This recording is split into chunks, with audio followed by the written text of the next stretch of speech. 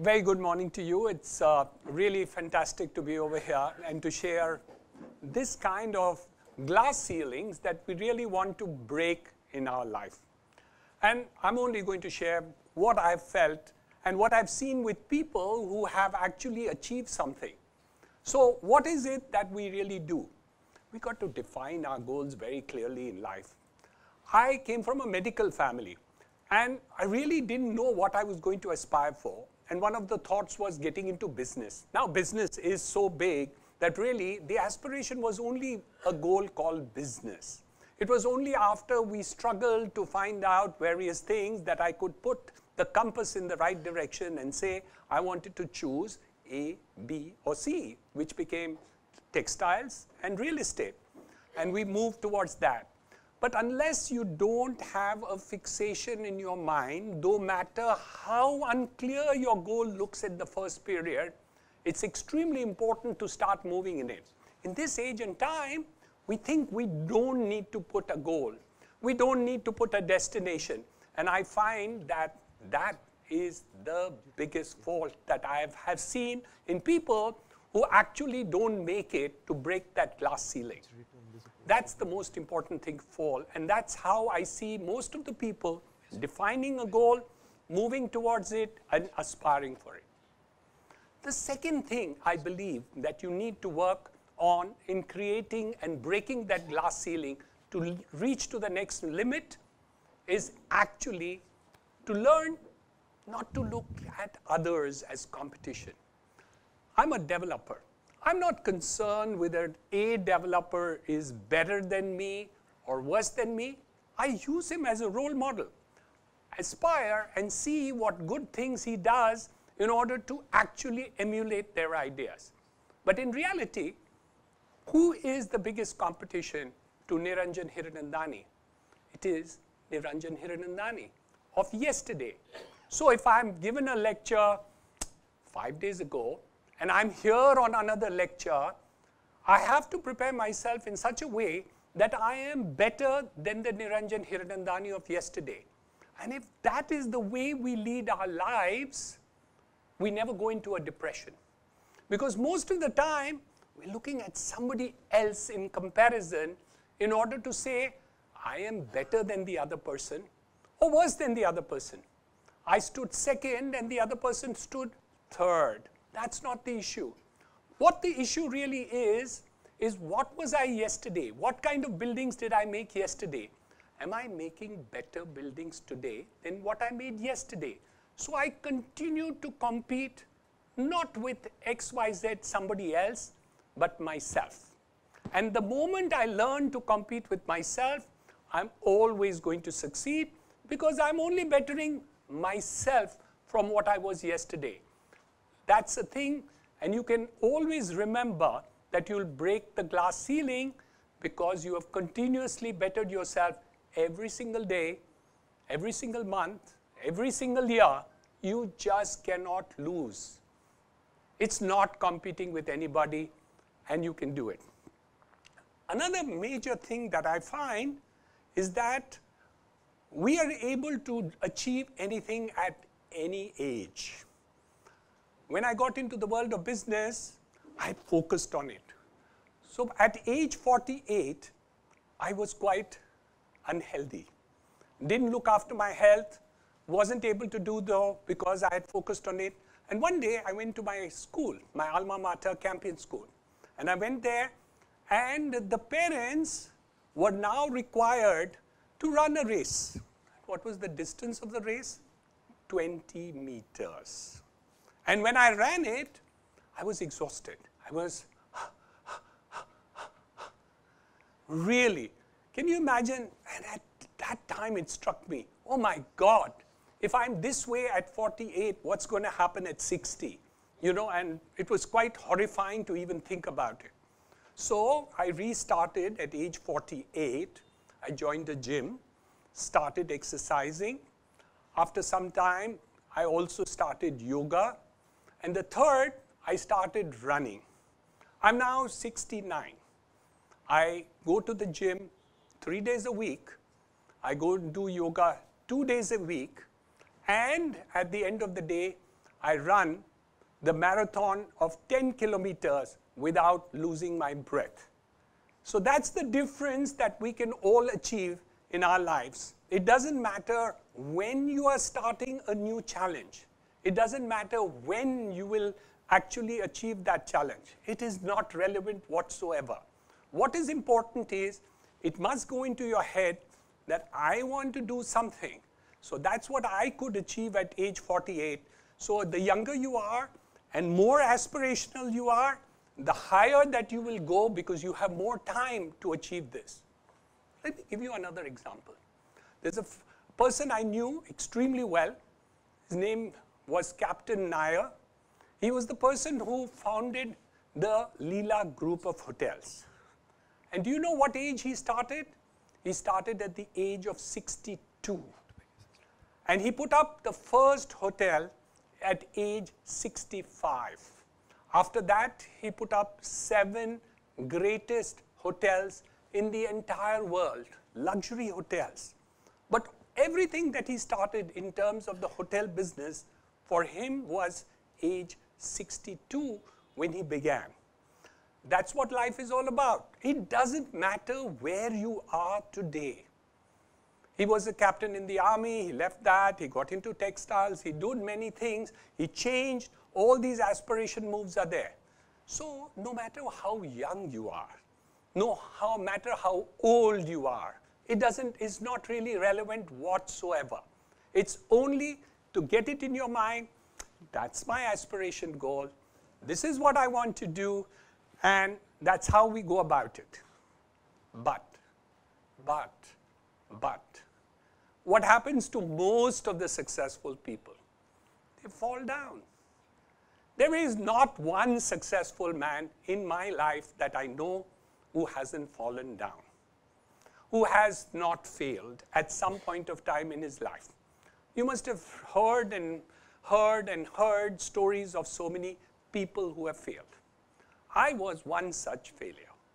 Right in the beginning of my life, when I got into business, I was actually a textile man. I got into power looms and we set up a small industrial estate, a power loom shed in a suburb of Mumbai at Chandivali and at, Charkop, and we set up this unit. Later, we did some small investments into real estate. At a particular point of time, I was losing money in everything. I had debts, bank loans, and liabilities. And I thought that's the end of my business career whatsoever. And I had to decide which business to give up. And I thought I would have to give up both. Anyway, we sold our textile unit and went on to real estate. And I really didn't know whether I would succeed because even that time I was failure. And we started into real estate and got onto it with full vigor. Today, after 35 years, I am extremely successful into the business. But I had to fall in order to rise again. Because you never learn without having fallen at some point of time in your life. And it doesn't matter what the situation is. We fall out of love. We fall into difficulties in life, in businesses, in various things. It's good to fall because you learn. And once you've learned, it is better that you will go to the next level at which you want to do. This is what I've seen not only with myself, but so many other people who want to do it. The other aspect that I have seen in life is the fact that people are not ready to move out of your comfort zone. I'm very comfortable. I don't need to read today. I don't need to do this. I'm very happy if I'm doing this. Don't tell me to do this. I have always done it this way. And the more successful you are, the more difficult it is to change. I'm a very successful person, so I think I never need to change. But we don't understand that the dynamics of the business and the other world is a constantly changing phenomena. Take, for instance, a company called Reliance. If you know Reliance of 25, 30 years ago, it was only Vimal. It's a fabric company. It moved in to get into petrochemicals, downward stream into petroleum and other refining capacity, and now into telecom. So all this has changed over a period of last 25 to 30 years to such an extent that changes have taken place that today Vimal is only 1% of Reliance's business. So if we get into our comfort zone and say, I don't want to change my life, you can never grow. Irrespective of what you do, if I'm doing an X method today, I need to learn to make new changes for tomorrow. Because the environment is constantly changing. The economies are certainly changing. There was a time in India before 1991 when we only had the Ambassador and the Fiat car. They were assured by the government that there would be a protected industry for these two factories because they were there historically into India. And new cars came about. And those two companies refused to change their technology, refused to make new ideas of change to happen. So what happened at the end of the day? The two companies went into bankruptcy and had to close down. So that's extremely important to do. So my young friends, it's very, very, very simple. That the moment we move into life and we make changes quickly in order to see the new environment, learn from people who do it.